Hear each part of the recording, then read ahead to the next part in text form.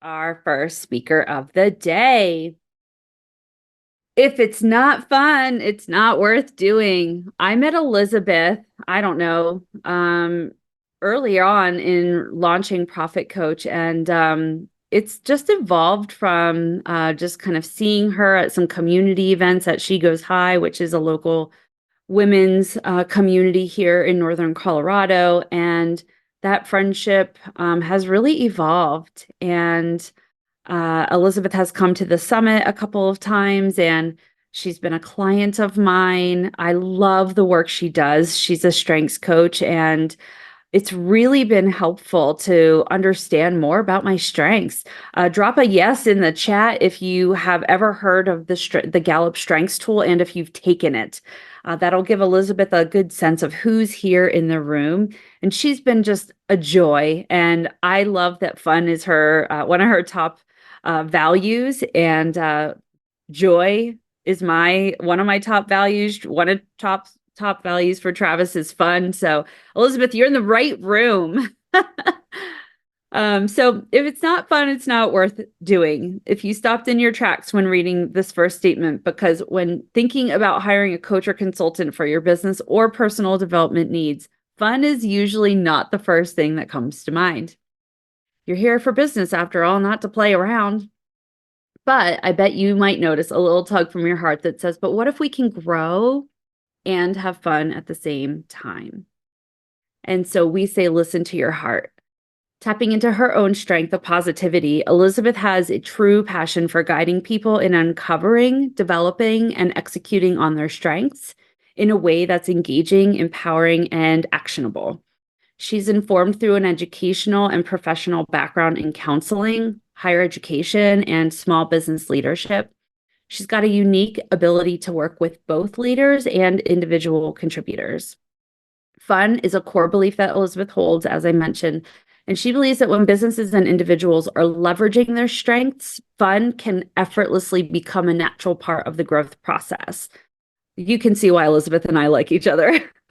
When we feel like things are more effortless and fun, the hard work becomes more palatable. And then issues like conflict, turnover, disengagement, sales, marketing, operations, those things and the stress around them become decreased, not just in the corporate and nonprofit spaces, but definitely in the small business world.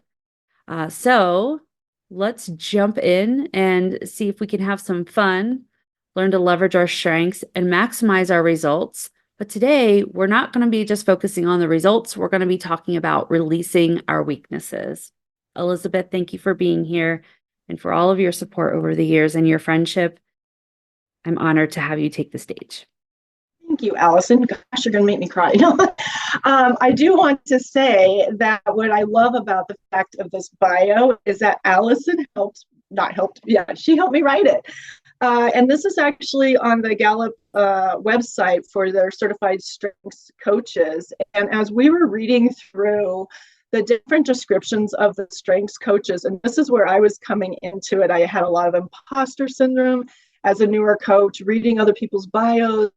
And I was like, it just sounds boring. And so, and even Allison kind of noted that as she was reading through some of them, and nothing against what they were saying, but is more traditional about, the accolades and that type of thing. And I just wanted something different. I wanted it to be fun. And so she certainly helped me in creating this. And I love the fact of Allison, you talking about a little bit about the offering and working with you and that type of thing, and that I can lean into that. I use this almost always for my speaker bio, and I just love it because it really leans into my strengths, and especially when I'm talking about strengths. So I just want to say thank you again for helping me get there with helping me describe myself and what I do best. So I am so honored to be here with all of you today, and thank you all for showing up and being here. I was able to be here for the keynote and Christine's keynote on Tuesday. I felt like it was Monday. And I was able to be here to see her. And then I had to hop off, and I was here all day yesterday. And I just was reminded of how much I love this summit. And Christine and I also go way back. And so it's just been really neat and an honor to be asked to speak today. So I just wanted to say that. And I always say it's a great day when I get to talk about one of my favorite things in the world. And so today I really am excited to just talk with you a little bit about my own strengths journey and that type of thing, as well as, I love this idea of releasing strengths and the whole summit being around releasing. I feel like it was the perfect time for me to come in with the strengths discussion, because really at the end of the day, that's our greatest opportunity, when we can focus on our strengths and allow ourselves to release the weaknesses. I feel like I'm going to be talking a lot more about weaknesses during our talk today, which is interesting and exciting, because my natural talent of positivity really wants me not to talk about weaknesses. But I want to help normalize that we have them, and we have a great opportunity to figure out how are we going to deal with them. And so that's really going to be some of our focus today. So I do know a few of you here, but I also don't know many of you. So we're getting the opportunity to meet each other today. I think what's going to help me, and I am very much an active facilitator, and so certainly anytime that you have something you want to say, certainly please use the chat. I'm going to ask people to come off and kind of share their experiences. I think anytime that we're talking about strengths, we have the opportunity to really think what resonates for us. And so many of you have taken it before. And so, depending on what your strengths journey has been and when and how you have taken it, and what have you done to reflect on your own strengths, will really help you to think about what is showing up for you today in 2024. So I want to put that invitation out to those of you that have taken it before, to think about how is it showing up for you in 2024, in this year, in this month of ending into February and going into March on a leap year. So maybe you took it 4 years ago. I run into a lot of people that have taken it a long time ago, and they really haven't had that chance to think about it top of mind. And for those of you that are newer to it, it's an exciting thing, because it's the opportunity. We're going to talk through some natural clues to talent and that type of thing. And so you have these strengths, and it's that opportunity to figure out what works for you.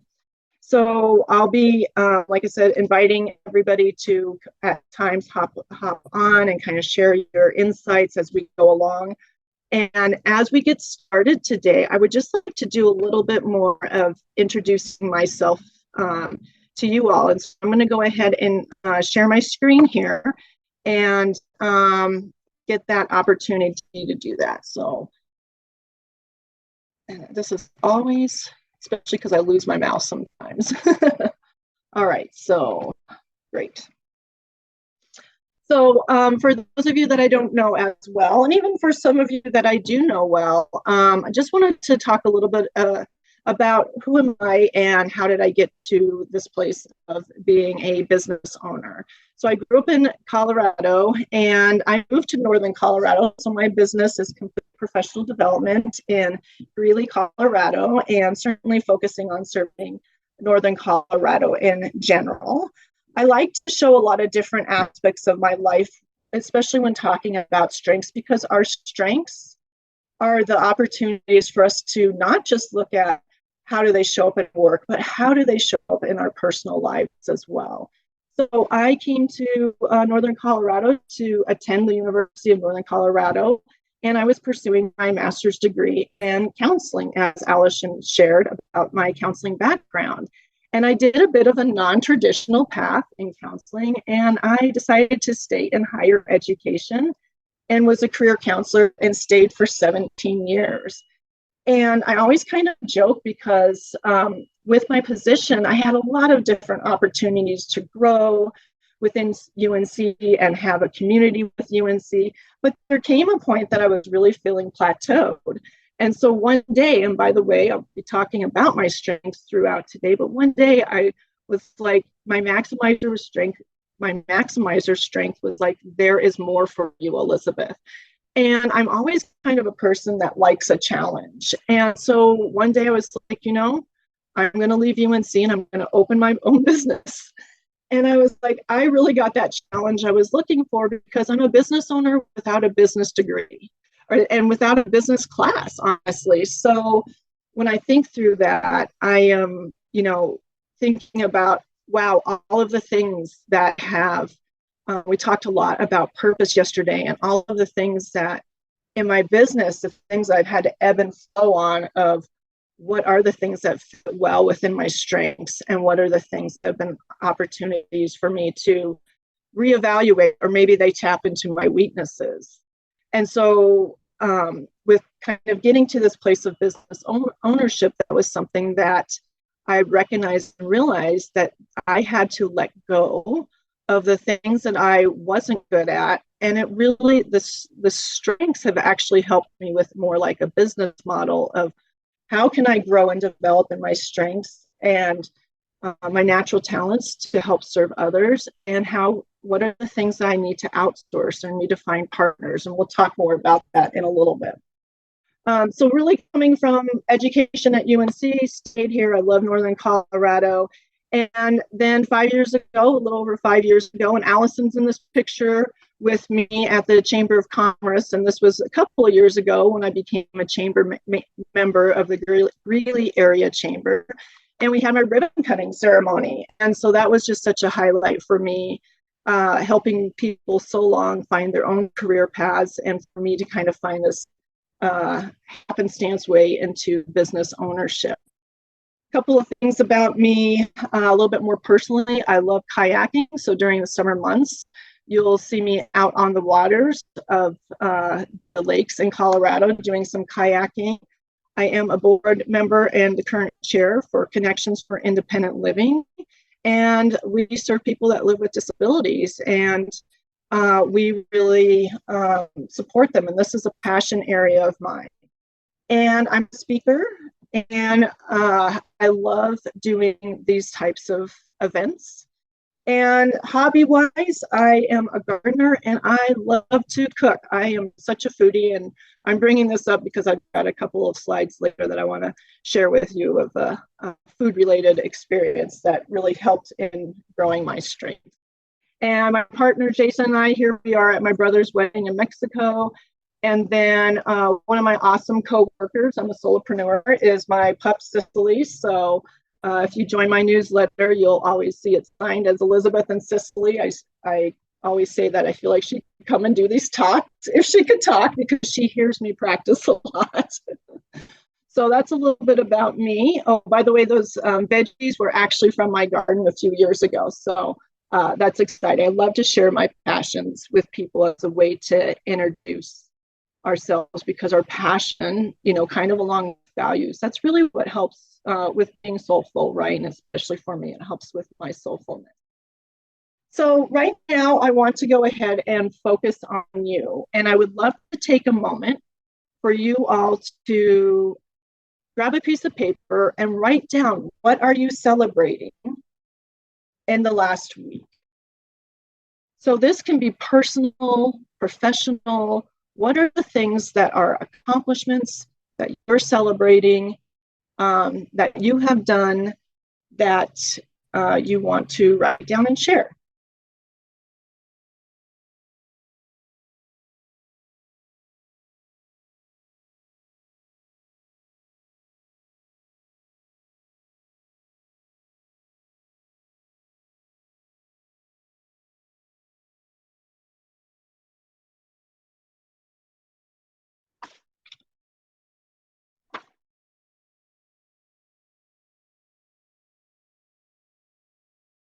Okay, and as you are wrapping up those thoughts, if you would go ahead and drop them in the chat.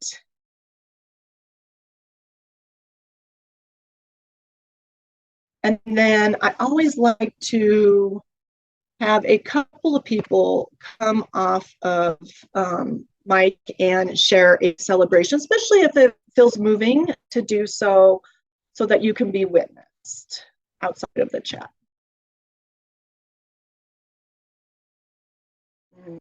Thank you, Christine. Love that. Does anybody want to share a celebration with the group?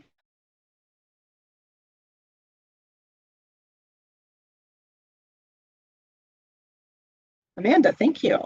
Appreciate you.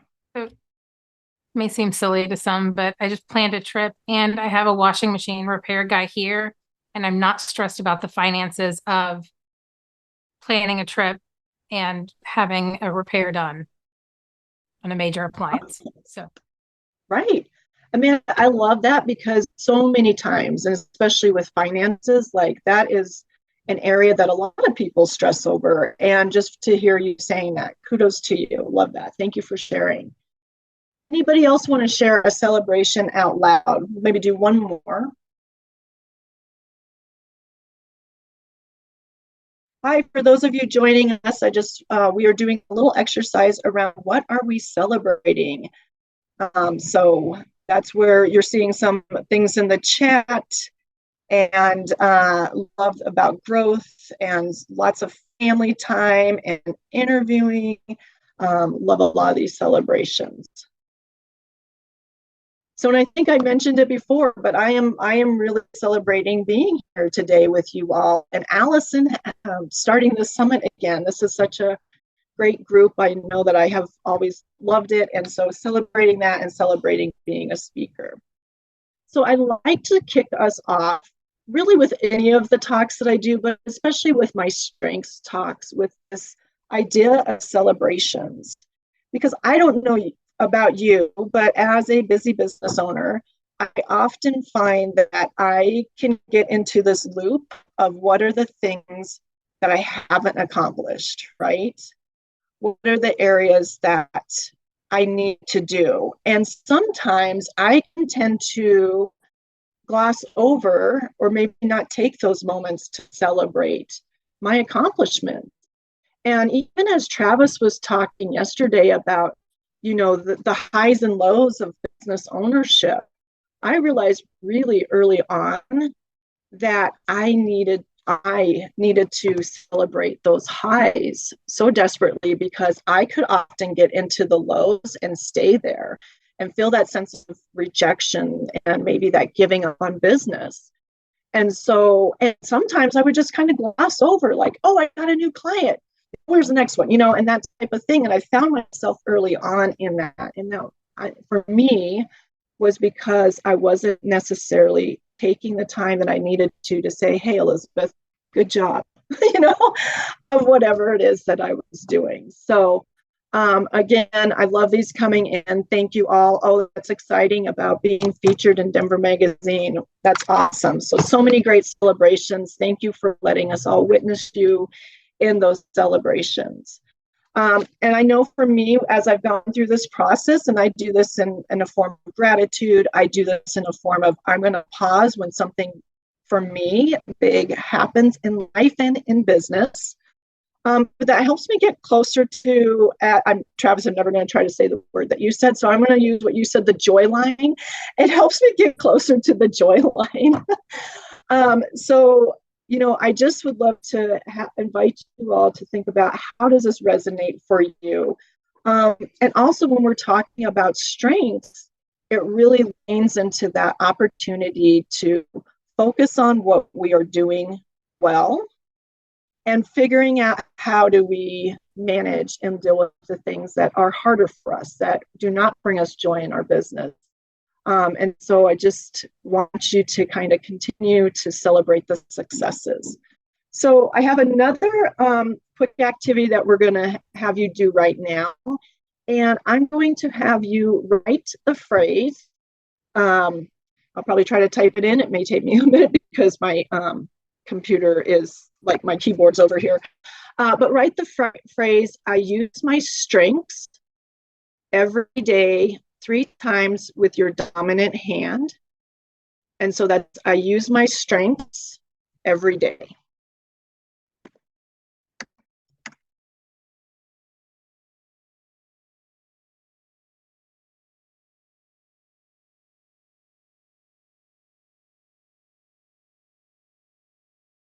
So again, I use my strengths every day, 3 times with your dominant hand.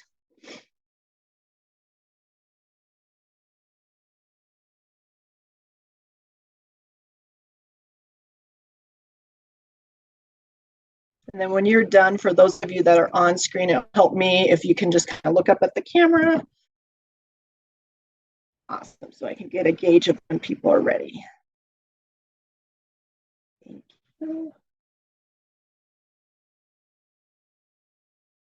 Okay, looks like most folks are done with that task. So now I'm going to have you write the same phrase. I use my strengths every day with your non-dominant hand.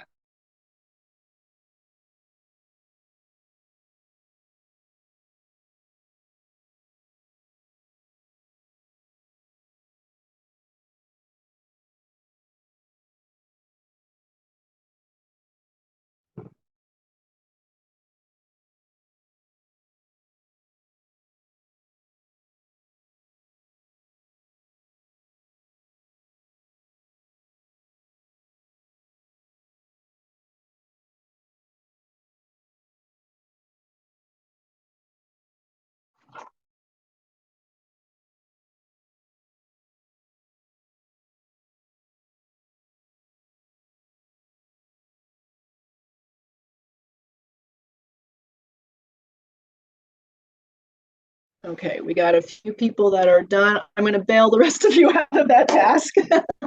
So I would love to have a couple of folks come off of being on mute. Thank you. Oh my gosh. I was like, come on, Mike. And share what was that experience like for you. And then if you feel better dropping it in the chat, that's great too. But what was the experience between using your dominant hand versus using your non-dominant hand?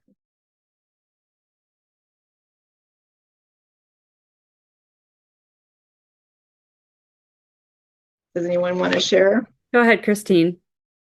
Thank you, Christine. That was a mess. Mess. I was like, oh, I don't even know if I've ever written with my non-dominant hand in my whole 50 years of life. Close to 50, I'm not 50 yet. Close to 50 years of life. My goodness. Yeah, a mess. But it was kind of cool to try it out. Great. So like the kind of process of like, oh, wow, I can actually do that if I have enough time, right? I thank you, Carl, for putting in there. My left hand is so bad. How about anybody else? How is that for anybody else? I think for me, it was like I did it slowly the first time because I'm trying to like not use my desk because it's all taken up. And then when I was like doing that same thing with my non-dominant hand, I felt like I was like T-Rexing it. Like I was like, I got to get it right so I can read it. Yep, T-Rex thing awkward. It took longer, more concentration, right? Yeah. I think for what I noticed is there was a couple of people that looked up, so I was like, okay, I feel like some folks are done. But what I noticed is it took longer, right? And oftentimes, and when I do it, it's like, oh, it's a little bit awkward, right? It's just not our naturally best. And so really I love this activity because it gets us into when we are able to use our strengths, it's going to be natural for us. It's going to be the things that, really are effortless, that don't take much time to think about. And oftentimes we don't necessarily think about them. They're just natural. And so, you can probably focus on developing those weaknesses or the harder things, right? So like for me, it's left hand. So using your non-dominant hand. And if you broke your dominant hand, right, you probably over time could have to be a little bit faster, could have it develop a little bit more, could get to a place of like, oh, it's okay. But the moment, most likely for most people, the moment when you are able to regain use of your dominant hand, you're likely going to go back to what's natural. So this is really a wonderful time to think through like strengths versus weaknesses. So even if you've never taken the CliftonStrengths assessment, used to be called Strengths Finder, this is a great time to think about what are the things that you naturally do well And how can you do more of them, right? And what are the things that are harder that just, I'm going to give you a couple of examples here in a little while of like my strengths versus my weaknesses. And how can we, maybe not focus on those and release them, as would be said. So I would love, if you feel comfortable and are safe to do it, to go ahead and close your eyes. And I want you just to, feel into whatever kind of comes up for you, either thoughts, feelings, whatever resonates for you when I ask the next question. And that question is, what will happen when we think about what is right with people rather than fixating on what is wrong with them? And so I am very much a visual learner, so I'm actually going to put that on the screen here as well so that you can see them. And that is what will happen when we think about what is right with people rather than fixating on what is wrong with them.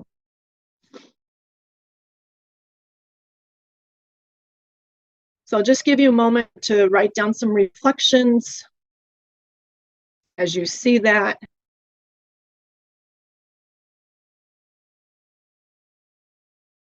And then we'll have a little discussion.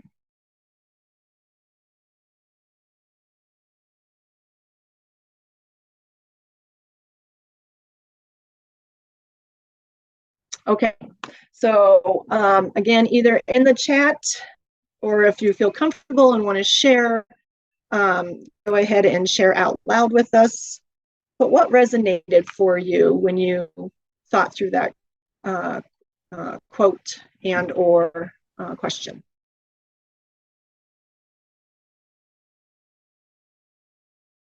The thing I like about that, Elizabeth, is it helps you focus on, it helps me focus on the possibilities instead of the impossibilities when I'm looking at what's right versus what's wrong. Yeah, I love that. The possibilities rather than the impossibilities, right? Yeah. Thank you. Ooh, Raina, yes, nothing is ever wrong, like that. Yes. Is it Marlon? Hi, yes. So for me, what opens up is a whole new realm of possibilities. And it is like an expansive view. It opens up, like Travis said, new possibilities. So for me, it's really opening up and looking forward's really good. And it's positive. It engages a different part within me. Yeah, I love that. Ooh, and the engagement piece of a different part. Yeah, because sometimes, and at least I have found this, and I have a positivity strength. So I put my strengths, I renamed myself so you can kind of see my strengths there. But I have a positivity strength. So this really actually naturally leans into my strengths, even, and that type of thing. But sometimes I can find that I can focus too much on my weaknesses. And then I get into what I call Debbie Downer mode. So I just get into the space of like, oh, good grief, and I don't like being in that space, quite honestly, because it doesn't go with my natural talents. So yeah, I love that idea of opening up, growth, right? And I think a lot of times, and Allison, you leaned into this a little bit yesterday when you were kind of sharing with us about little bit of a thing that came up for you with Jamie being a speaker, right? And that type of thing. And, it helps us to not necessarily look at what are the things. It helps us to see good intent, right? In others. Like it just helps us with that. And that was actually the research question that Don Clifton, who is the founder of the CliftonStrengths assessment, had when he was building the assessment. And so that's a curiosity thing that I think I would invite everybody to think through. What does that mean for you, and that type of thing.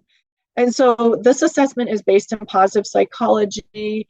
It is based in over 50 years of research that Gallup has done in human behavior in the workplace. And so really, Gallup and Don Clifton came up with this assessment as to help people, help teams have more opportunities to use their strengths and leverage them within work. And I'm a solopreneur. And what I love about this too is the fact that we've been able to really look into how does this work for me within our business. And so I'm going to go back to sharing my screen here.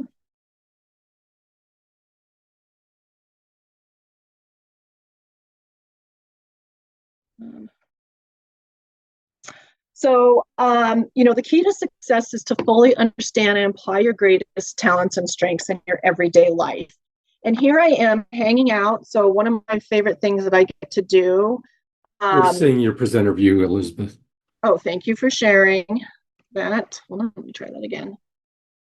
All the moving parts, right? It's like, I know. Yeah. Sometimes I'm like, wait, let me see. Maybe it's this one. It comes up in 3 different areas, and I think it's because I have 2 screens. So let me try that. Yeah. Okay. Now, are you seeing my presenter screen again? Okay. We're fine. Okay. Awesome. So I get to go to the Gallup at Work. Now it's called Gallup at Work Summit. And this is a great opportunity for people that are strengths enthusiasts, not just all certified strengths coaches, like everybody comes. It's a huge conference in Omaha, Nebraska. And this was my first conference with them. And here I am hanging out with my top 5 strengths. And, what I like to share when I think about like my own kind of personal journey, I told you that my career journey was more of a happenstance journey. I never thought I was going to go and spend so much time studying psychology to become a career counselor in higher education, then ultimately a business owner, and I get to do a lot of the things that I love with helping companies and teams build healthy cultures at work. So that really kind of aligns into my into some of my psychology pieces. But with the journey, my strengths journey, and learning about my own business and strengths, when I became a business owner, I knew that this was something that I wanted to work with teams on. And to be perfectly honest with you all, my first strengths experience actually wasn't great. I took it in my role at work, in one of my roles at work, and I had a manager that quite honestly tended to use that information to withhold us from developing. And so I did not have a very great experience with it. Over time, I really used it in my work with students. And ultimately, when I became a business owner and wanted to work with teams, I knew it was something that was really popular for companies to want, one of the assessment tools that companies like to work with. And so I really find like my strengths growth and journey, even though I've had an over 15-year, probably 20-year experience with strengths, my really growth and development as not just a coach, but also just as like a business owner and what does it mean for me, honestly happened within the last 5 years. And it was because of becoming a certified coach for me. And also the neat thing that I did, what I noticed is that, again, I alluded to this before, but I really use it as a model for my business. And so when I think about like I like to kind of pick on my different strengths as I talk through these, but when I think about my maximizer strength, it's interesting. I was having a little conflict with my maximizer strength this morning because I was like, I don't feel like I'm quite ready to what I wanted to share today, right? And I often find that. So sometimes our strengths can also kind of show us that side of almost like a weakness, for lack of a better term. So they can get in our way at times. And so when I was battling with the maximizer strength, I was like, and that's one that is really tricky for me. And one of the first strengths that I noticed that sometimes our strengths can get our way. My maximizer strength is one that's always continuously trying to grow and improve and do things better. And so sometimes when I'm doing that, so I was like, ooh, I'm really loving how the flow of this summit's been going. I'm bringing in some of these different things and using my adaptability strength to kind of help encompass the things that we've been learning. And I getting to this maximizer strength that's like this morning, like 5 minutes before we got on here, I'm like, oh my gosh, I'm not quite sure if I'm ready. So it continuously, as soon as I'm like, I'm feeling good about it, oh, we're going to move the bar up. Elizabeth, you're not ready. And it's one that I've really had to kind of figure out, how does that show up and release in those times. And so I like to think of my strengths as kind of hanging out in the car, right? My top 5 strengths. I like to think of them as hanging out in the car. And my number one strength of maximizer is often naturally in the front seat of that car. And it's driving. It's usually driving for me. And then usually I've got adaptability because it's number 2 that's over there. And that one I think helps often keep my maximizer strength in check too. And then the others are in the back, and so this morning, what I found myself doing is I was like, okay, and sometimes consciously in my head, when I'm realizing I'm getting into this thing with one of my strengths, a lot of times it's maximizer, kind of second guessing things. I'm like, okay, maximizer, I thank you for what you do for me, because ultimately, most often they are really your strengths, right? So they're doing good for you and for me. So I'm like, maximizer, now it's time to kind of get in the back. I need positivity in the driver's seat. I need my positivity strength being like, hey, this is great.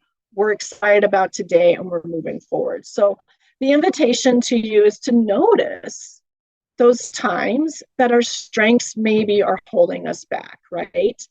And so there's certainly not a weakness, but sometimes they can kind of show up too. And how can you release whatever energy that may be within that strength? I have another strength that likes to, and I call them distractions at times. I have another strength that likes to be very distracting to me, and that's my ideation strength. I'm always creating, even if you don't see me doing it. I'm always creating these different things and different ways of doing. And so with my ideation strength, I've had to learn how to channel it into a different way. So I give it time, and my most creative time, which is in my morning routine. And I have a little book and a little journal that I can just write down my ideas, keep them there. I know that they're there, and I can always go back to them. So I've been able to somewhat container that, because otherwise that can be distracting for me. So, especially for those of you that have taken the strengths assessment before, if you notice ones that can be distracting to you and that type of thing, the invitation is to kind of think, how do you want to overcome that? Or how are some strengths able to help you with building through that a little differently? So I'd love to just take a pause and see if there's any questions that are coming up or any thoughts as you're hearing this way of like, how do we manage like the different parts of our strengths? Christine? Yeah, I was just looking at the list of my strengths. I just have like the top 5, and I didn't realize, is there a hierarchy of them if you go in depth into the profile assessment and all of that? Yeah, absolutely. So when you take yes, I'm glad you brought that up. So when you take the assessment, it actually, whether you're getting your top 5 or if you have the full report, or based on some people's roles, there's different reports, like there's a leadership report out there, there's manager's report, and those 2 highlight the top 10, but there's also a 34 report. So whenever you take the assessment, it actually has it ranks order 1 through 34. There's 34 strengths, and they're unique to us. And my individualization strength loves this stat. It's 1 in 34 million people have the same top 5 strengths as you do. Wow. So although you may share some strengths, like as I'm talking, some of you might be like, wow, I kind of do that maximizer. I might have that maximizer strength, or I do have it, right? And that type of thing. And so we may share some strengths, but to have the same order and the same top 5 is unique. So yeah, that's cool. I'll have to go find the report. I just have this on a note in my OneNote of the 5. And as you're talking, I think it's really helpful to notice like which ones kind of can sometimes be my handbrake versus the, propelling me forward. And I see that very clearly. Thank you. Yeah, and I think I was going to say, Elizabeth, because there's like, you can take a free strengths assessment, and that gives you the top 5. And then you have to pay, I believe, correct me if I'm wrong, Elizabeth, to take the deeper one, which you can just do that on the Gallup website. But I would encourage you, anybody that's interested in that, use the link that's in Elizabeth's goodie bag offer. I dropped the link. It's her goodie bag offer is actually to do the strengths assessment and a debrief with her. Because if you just buy it on their site, like I think you just get the report and it's not like a deeper dive with the coach to really help you pull those pieces and insights out. It's a really, really powerful tool. And the themes that they all of the strengths fall into 4 different buckets. And that was a game changer for me because I have like no execution strengths, but I like get shit done. So I do execute pretty well, but I leverage other strengths for it. So it's a really, really cool exercise if you've never done the full strengths assessment. Sorry, Rena, go ahead. Thank you. Yeah, so I'm curious because I've used other assessments and I've taken other assessments, and I'm curious as to how often we should retake the assessment. How dynamic is this? Because we shift all the time. Yeah, I love that you bring that up. So I'm going to give you Gallup's. I'm going to give you Gallup's answer to that, and then I'm going to give you mine. So Gallup says that really once is enough, and that type of thing. Right. I see, Allison. That doesn't make sense to me at all. Right. So, and I think in theory, somewhat it does. So our top 5, I've taken it quite a few times as career counselors. We take a lot of assessments a lot of the time. And then I took it for my certification. So I haven't taken it in 5 years. And I have the full picture. So I guess what they're saying, every single time I took it, 3 of them stayed the same. They moved around. Maximizer used to be number 5. It's number 1. I clearly see it as number 1. Like I'm like, there's no way that's not my number 1 strength. I can see that. So 3 times or all 5 times, 3 of them have stayed the same, and every single time 2 changed. But once I got the full report, it is that they're all within my top 10 to 12, which generally we're operating with. When people have the top 5 assessment, it's mainly because that's an easy amount to be able to manage, right, in developing. So that's a lot of it too. So I do think that through seasonal changes, right? So for me, becoming a business owner, it was a great time to take it because my strengths kind of moved around. There's a lot of different things going on for me. Strengths are used in so many different aspects. I mean, there's, strengths in parenting, there's strengths in a lot of the different roles that we have and that type of thing. And so based upon some seasonal changes, strengths are going to adapt and flow. Rarely will somebody's 34 become their top 1.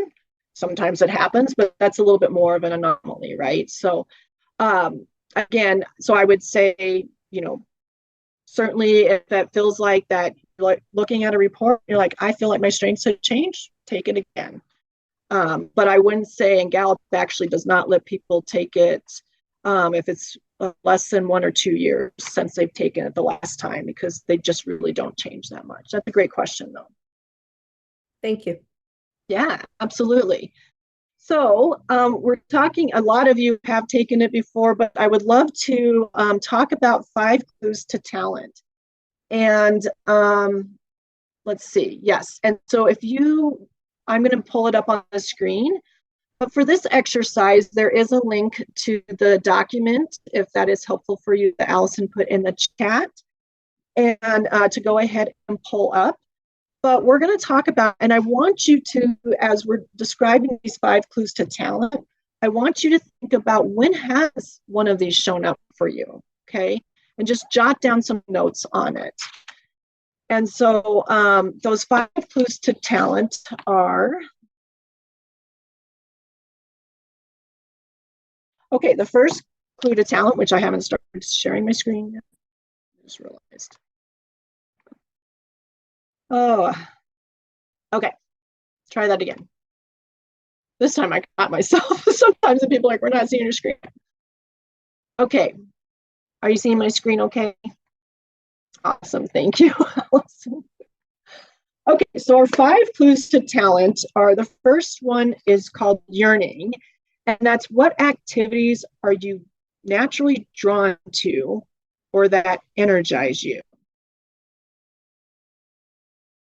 Okay, so yearning is what activities are you naturally drawn to or energize you. Next one is rapid learning. So what activities do you seem to pick up quickly? So again, and I'm going to give you a few minutes after just to jot down some notes, but we'll just go over the definitions now. So rapid learning is what activities do you seem to pick up quickly? Flow is in what activities do you seem to automatically know the steps to be taken, or those times when time is flying by. We've talked a lot about flow throughout the summit. I love that. We've been talking about it. Glimpses of excellence is during what activities have you had moments of subconscious excellence when you thought, how did I do that? Okay, so glimpses of excellence is during what activities have you had moments of subconscious excellence when you thought, how did I do that? And then the last clue to talent is satisfaction. And so talent is also a strength. They're kind of interchangeable. And so just as we're talking about the 5 clues to talent, think about the 5 clues to strengths, okay? So satisfaction is what activities give you a kick, either while you're doing them or immediately after finishing them, and you think, when can I do that again? Okay, so I'm going to take that off the screen if you have that document. Well, I might leave it up here. So I want you to go ahead and think through those definitions and pick maybe one that you would like to write down an example for yourself of a time when you experienced that. And I'm going to give you about 2 minutes to do that.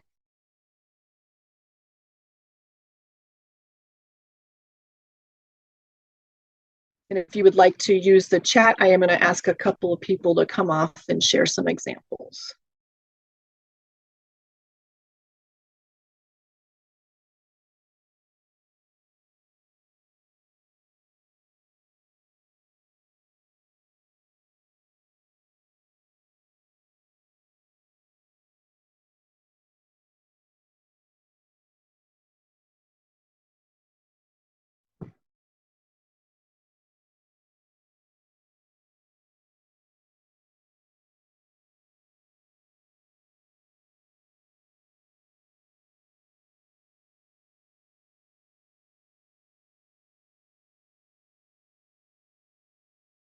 About 1 more minute. So again, the invitation is to come up with one example. If you have more, please feel free to add those too.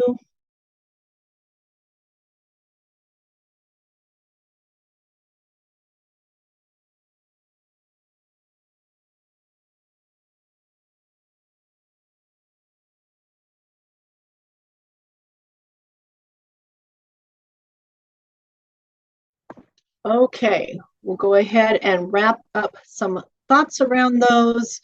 Again, the invitation is to please use the chat, but I'd love to have a couple of people come off if you feel comfortable sharing what is the clue to talent and what would you, when have you used it?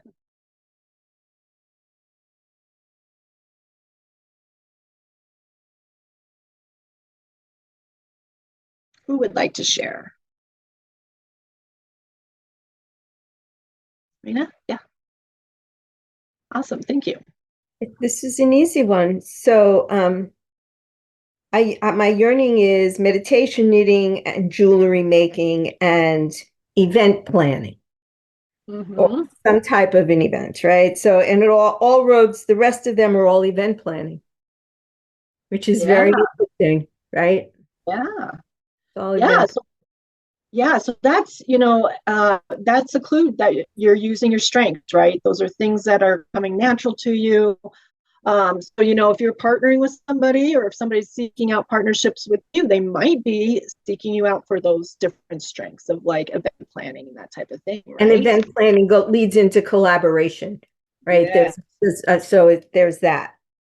Love it. Yes. Thank You you. have- Thanks for awesome. Carl. Love to hear Yeah, your share. the one that comes to mind for me is organization and process.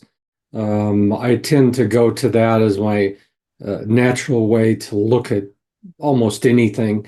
And it's so deep for me that it can actually get me into trouble because I assume that everybody else thinks this way, and it's logical and makes sense. And I don't understand where the holdup is. So it can get me into trouble sometimes, and so I have to always kind of preface it with, well, this is the way I'm looking at it, and this makes sense to me, but not the only way. So, Yeah. but this comes up all the time. Yeah, and I love that. And what good awareness, right? I think a lot of times when we're going through the strengths journey, a lot of the work that we do as we're developing and growing in our strengths is understanding how is it perceived by others, right? And so especially if you're working on a team or leading people, how can our strengths come out? I have to say, I like to, kind of shine a light on the great things about different strengths, but also what are the different areas. And so I would say with my positivity strength, like when it is showing up in its greatness, it's showing up through the ways that I've shared of fun, interaction, creativity, colors. For me, my positivity strength shows up. But sometimes it hasn't shown up in a team because I do well in a team, and especially when it's like hard things that we have to go through, right? Like, oh gosh, I got to just it doesn't like to just sit there and the goo. It doesn't have a natural tendency to want to be like stuck in like, oh, this is messy, right? And I naturally want to kind of bring up a mood in a room, so to speak, or on a team when I was part of a more traditional team. And what I had to realize is like, ooh, sometimes that's not helpful for everybody in the group. And so I need to kind of see when do I want to be using that and when do I not. So thank you for sharing that. Randy, I'd love to hear your share and then we'll move on to the next thing. Sure. I have two major areas. One is I love helping people understand their journey, psychology, the inner workings of how their backgrounds, their childhood, their inner child work, and all of that affects how they move along in life, how everything is all connected on their journey, and helping people to really get empowered by understanding that and gaining access to that, gaining awareness to it, and then utilizing those challenges and things of that nature as gifts and strengths. So that's why I'm a coach. I love doing it. I could do it all day long. I could be exhausted and I can get on a coaching call and I am instantly energized and engaged. And the other is business building. Believe it or not, I can talk to people about their businesses. I want to hear every nuance, every detail of what they're doing. I love learning about business and seeing how people build, and it really turns me on. So those are my two areas. That's awesome. And when I was hearing that, I was certainly sensing when we think about the 5 clues to talent, like the flow state, right? Like you just talked about, I can get right away re-energized with those coaching calls.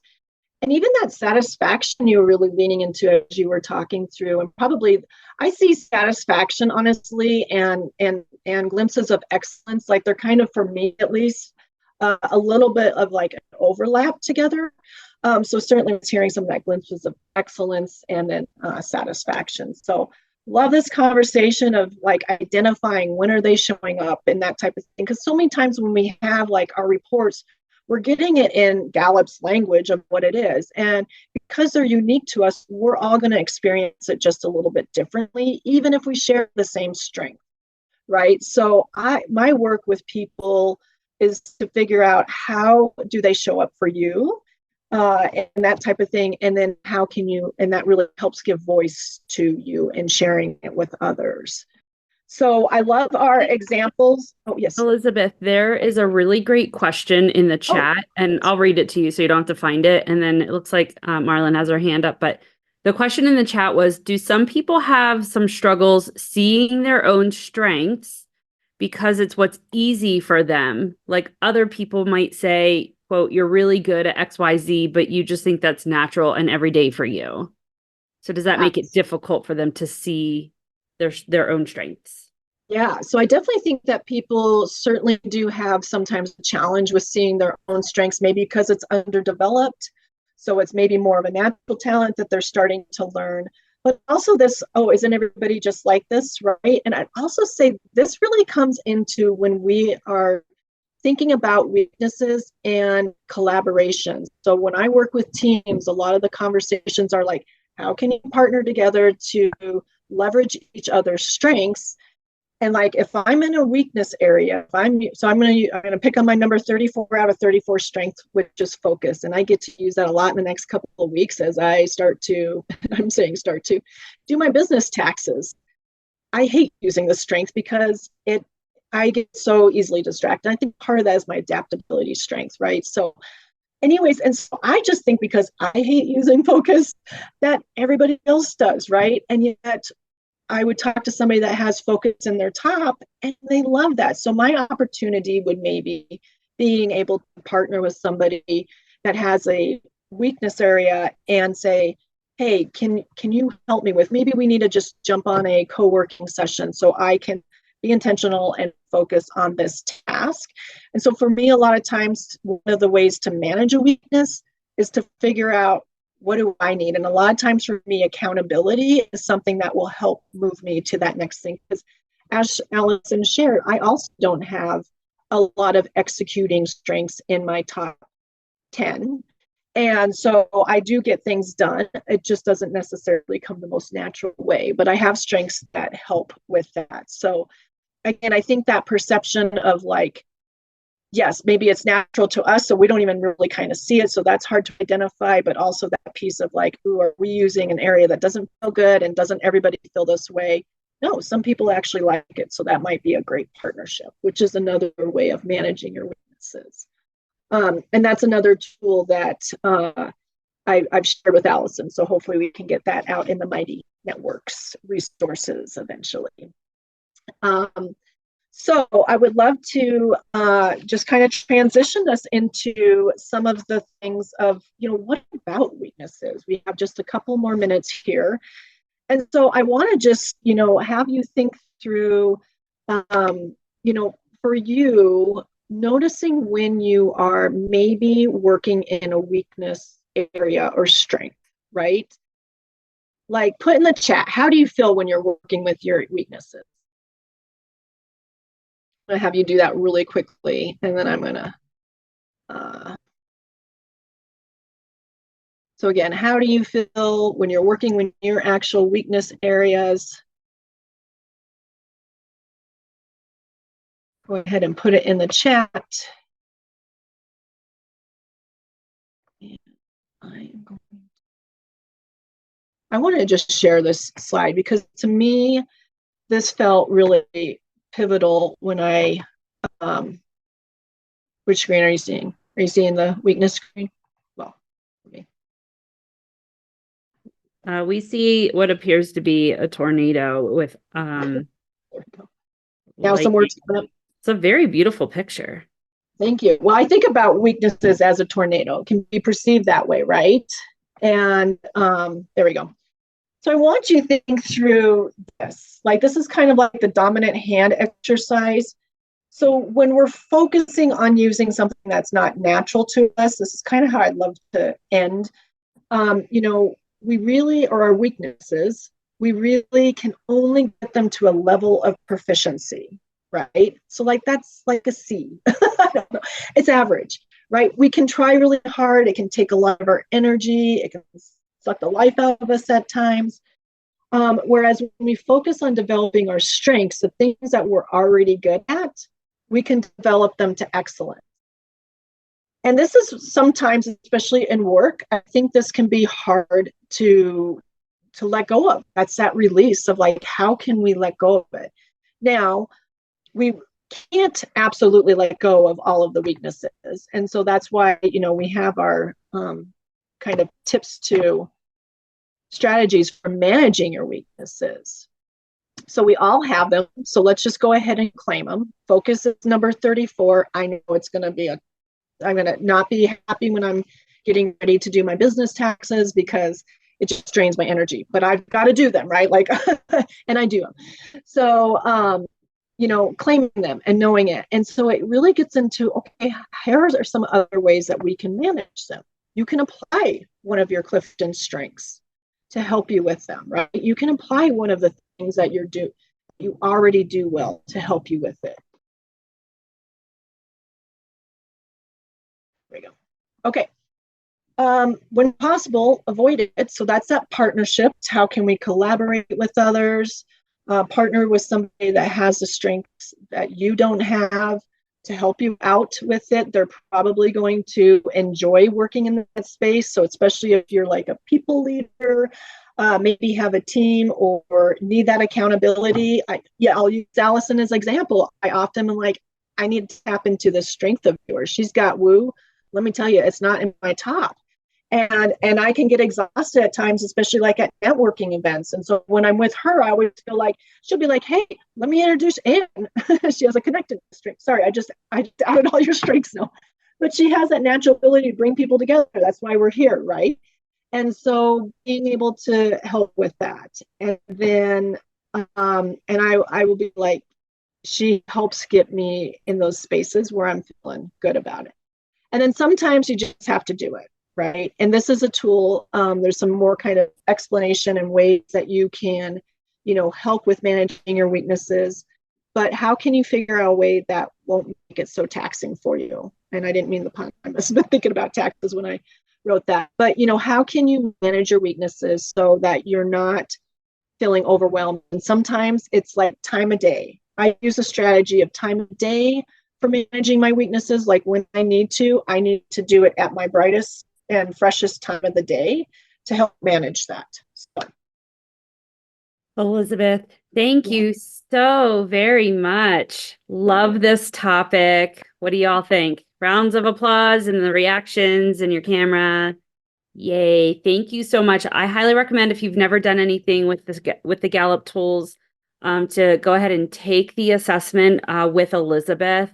Like I said, you could just go to their website and take it, but then you're not really getting the opportunity to really dig into it and unpack it. So she's got two things that she's, she put two things in the chat with resources, but the assessment's amazing. So Elizabeth, thank you so much. We are a little bit behind schedule, I think. Or are we right on time, Travis? I don't remember. We're close.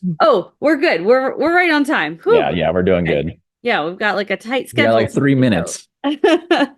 Amazing. Well, thank you so much. Feel free to drop in the chat, like, what was the biggest takeaway for you in terms of just this topic that we are exploring? And Marlon had a great question. I'll share that with you later, Elizabeth, so that you can do a follow-up in it on the Mighty Networks platform. So we're going to take a short break for 5 minutes.